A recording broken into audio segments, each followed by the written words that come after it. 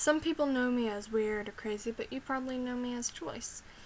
And the other day I was listening to the radio and I heard something about how YouTubers become famous doing what they love. About how some do that. And I thought, what's something I'm good at and love to do? I immediately thought writing. I'm like, my writings are not good enough to be read on YouTube, and that seems a little bit conceited. Then I thought, I love to write books. I love to read books. It's like, and I have a bunch of books I haven't read yet and have been wanting to do that for a long time. So I figured I'd try something new and read a chapter or so of some of the books I have. And here's another thing. If you can tell by Slightly Insane Team videos that I'm in and my channel videos, you can tell I love anime. Unless you know me in person, you would not understand how much I love books. I mean, I work in the library at school for a couple of my class periods. And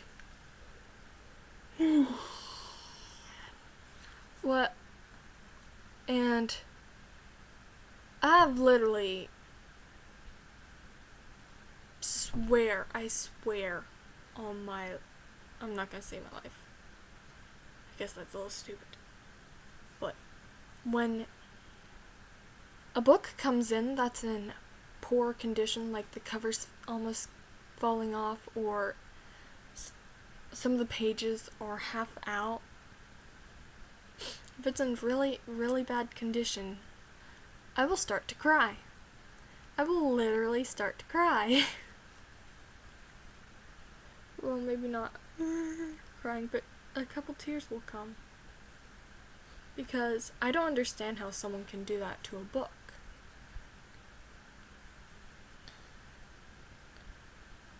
Well, I can and I can't. You know what I mean?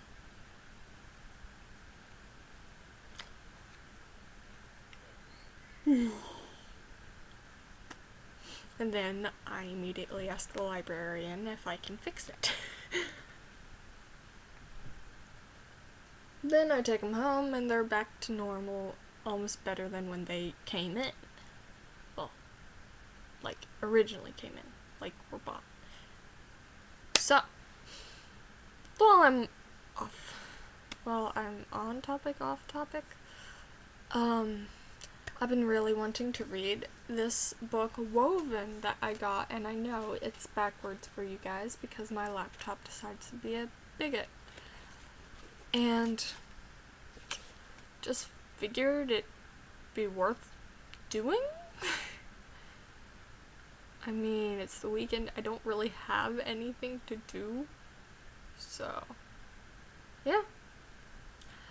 Let's hop in. Woven by Michael Jensen and David Powers King. That's a nice name. Published by Scholastic.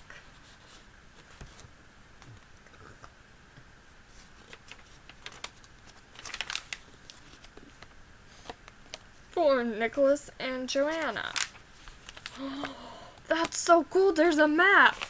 I've actually never opened this book. There's a map! That is so cool. I like it when books have maps and stuff like that in them.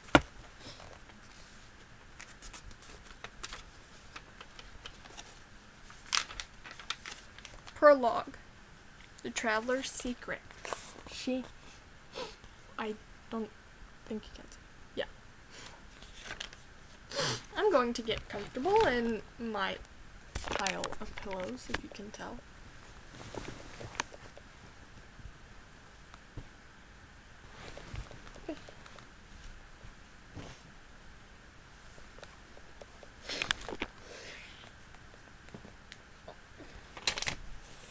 Okay.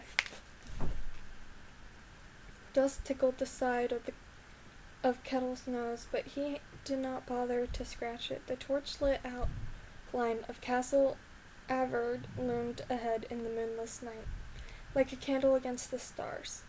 He cared little for the grand edifice that stood over Hill's Haven, but he traveled toward it anyway. What lay within its walls was far more important. It's been a long time, not much farther now. Kettle strolled down the wide country road carrying a small knapsack over his shoulder, a dim lantern in one hand and a short walking stick in the other. The weight on his shoulder was light but tiresome. Beads of sweat formed on his brow, appropriate for the warm summer night. Torches lined the granite walls that surrounded the city, revealing moss and thick ivies on old stones. The smell of fresh dew enveloped Kettle's senses, and the trickling of a small brook met his ears, followed by the sight of a bridge.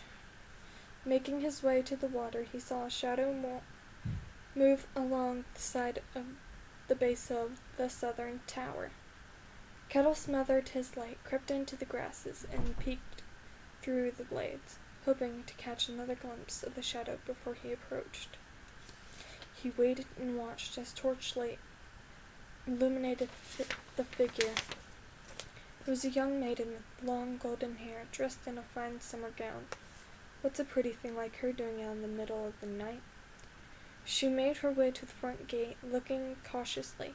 The guard stood from his chair as she neared. Feeling better, your highness? The maiden shook her head. These insects are awfully loud tonight. There's no moon. How else will they find each other? Open the door and speak of my leaving to no one. The man frowned as he let her pass, and just a second.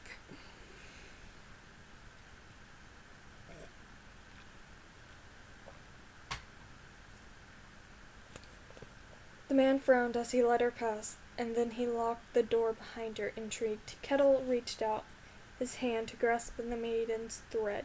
The girl had a strong will, and noble blood flowed through her veins, just like his old friend. Could it be? Yes, he had no doubt. She was the daughter of his first friend, the prince.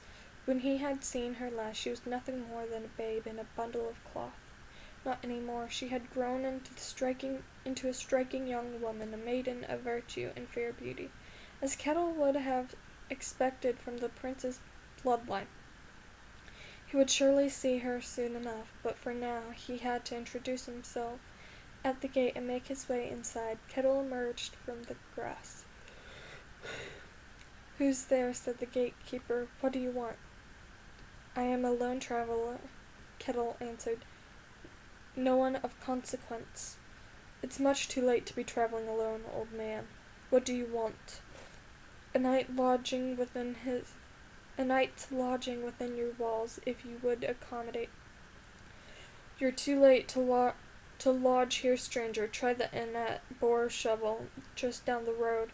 Kettle pressed his back against the wall. "I have come from Harvest Point, and would rather not retrace my steps. I will wait here if you don't mind. I have business inside." "You carry a light load for business." Smiling, Kettle lowered his knapsack and the lantern. The gatekeeper grunted as he sat down in his chair. "You'll have to move along. Would you like some company? I would imagine your job must be quite dull. Ha! Frightfully so." The gatekeeper sighed and then smiled. "Fine, I suppose you can stay. Just don't try anything. I may not be young anymore, but I can still take you." Kettle chuckled. "So it would appear. What's your name then, stranger?" "You may call me Kettle." This made the man laugh. "Like Kettle's Creek, north of here?" "Why, yes," he said, joining in the laughter. "Just like that. Curious name for an old girl. Mine's Dyer." "That is such a cool name." Kettle smiled without allowing the remark to insult him. The gatekeeper had judged him only by what he could see. "Thank you for allowing me to rest here. It will give me a chance oh wow, I almost said destroy, but that's not even a word. That's not even the word. Chance to study you." How did destroy come out of that? Dyer raised his brow. Study me. I am an artist, my good man. Inspiration comes best while I watch people. I study their faces, observe the way they move and speak. Every subtle difference fascinates me. Dyer rocked his chair back. I'd rather not have you stare at me all night. If you would prefer conversation, there is much I would like to know. It's been years since I have visited Averand, and your crops are the healthiest I've seen in my youth. Like itches.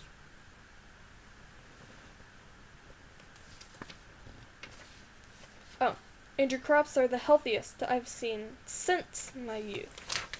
I don't think I said that right. So. I could oblige that. What would you like to know? The maiden who entered the gate. Who is she? The man hesitated. I'm afraid I can't talk about her. Kettle dabbed his finger into a pocket within his sleeve and secretly flicked a drop of blue dye at the gatekeeper, landed on the man's hand unnoticed, and he seeped into his skin. That should do the trick. You can tell me. I will not say a word. She's King Lenart's daughter, the man said without hesitation. His voice, throat, mind, and body had completely relaxed. Blue dye. Subtle, yet effective. She saw aloud outside the slate, but it makes her happy mostly. I'm not supposed to tell anyone, of course, and neither will I. Prince Lenart has assumed the throne, then. Not that he does much with it. He hasn't done much of anything since his father was murdered. Youch, boy. Kettle nodded his sympathies. Yalva, I knew him well. Such a tragedy. Indeed it was, Dyer coughed. We don't like to talk of it, even though it happened 2 years ago. Ages ago! Dear God, I cannot pronounce words. Where was I? We don't like to talk of it, even though it happened ages ago. Rumors and such. Some say a wizard killed him, if you believe such nonsense. Right, Kettle agreed. Utter nonsense. The gatekeeper cleared his throat. What else would you like to know? Much. Kettle had a long list of questions with hours left before dawn. He decided to save his more delicate questions for later. What is it like to be the gatekeeper here? Dyer beamed. Easy, with plenty of perks. The best is being this sweet scullery maid who brings me cherry tarts. They're my favorite. The man leaned forward and stretched his legs. I manage the outs and ins from here, 3 night watches and 4 day watches a week. Not too bad. Kettle looked at the wooden lever beside Dyer's chair as the gatekeeper succinctly laid out his occupation. All this was good to know. Why do you sit out here and not inside the gate? The night air is peaceful, the man said. I've had no problem at this post for years. And besides, the most I would have to do is pull this lever if danger should ever come this way. I take it you've seen everyone who comes and goes this way. Dyer laughed. I've seen every last soul in Averand. Guys, it's a weird word to pronounce. It's spelled A-V-E with the 2 little dots over it. R-A-N-D. So, if I start saying Averand or Averand or Neverland, just, you know what I'm talking about, okay? Then you know Lady Katharina and her boy Leaf. The gatekeeper furrowed his brow. I haven't heard their names in years. Dyer sat up, placing his hands on his knees. How do you know of them? I knew them long ago, Kettle said. Are they no longer among the nobility? They vanished from the castle shortly after King Yalva's death. Kettle's smile thinned and then faded. Do they remain in this land? Dyer frowned as he shook his head. How should I know? The news made Kettle clench his teeth. The boy can't be gone. He has to be here. She wouldn't leave. All had gone according to plan, but now he would have to improvise. Will he come for the princess? Kettle asked. Come for who? The gatekeeper rubbed his eyes. The dye had worn off. Since Kettle's business no longer resided in the castle, he would have to look elsewhere for the boy. But where else would he be? He had to find him. Kettle's return to Averand would be pointless otherwise. He reached out his hand to grasp the boy's thread, to sense his presence in the land, but he felt nothing. If I am to find him, I must stay close to the princess. He had no other choice. Kettle focused his eyes on the gatekeeper and studied him. Chin, cheeks, forehead, then ears, eyes, nose. In seconds, Kettle memorized Dyer's face. The gatekeeper squinted as he raised his hand for the lever. Who are you, really? Instantly, Kettle pushed off the wall and shoved Dyer away from the lever. He then covered the gatekeeper's mouth with one hand, brandished a knife in the other, and grazed its fine edge along the man's throat. Dyer's eyes widened as Kettle's face unraveled and coiled in the air like a pool of fleshy thread, and wove back as a mirror image of the gatekeeper himself. For now, he said, using Dyer's voice, I will be you. Awesome! That is an awesome power. That took a turn I was not expecting, in all honesty.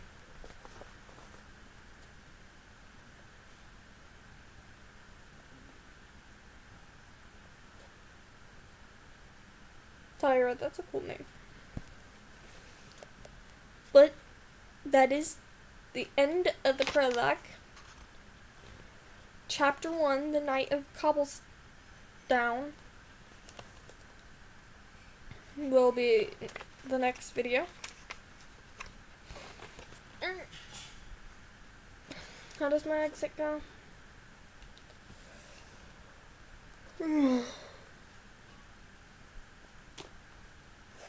Oh, please don't forget to like, comment, subscribe, and share.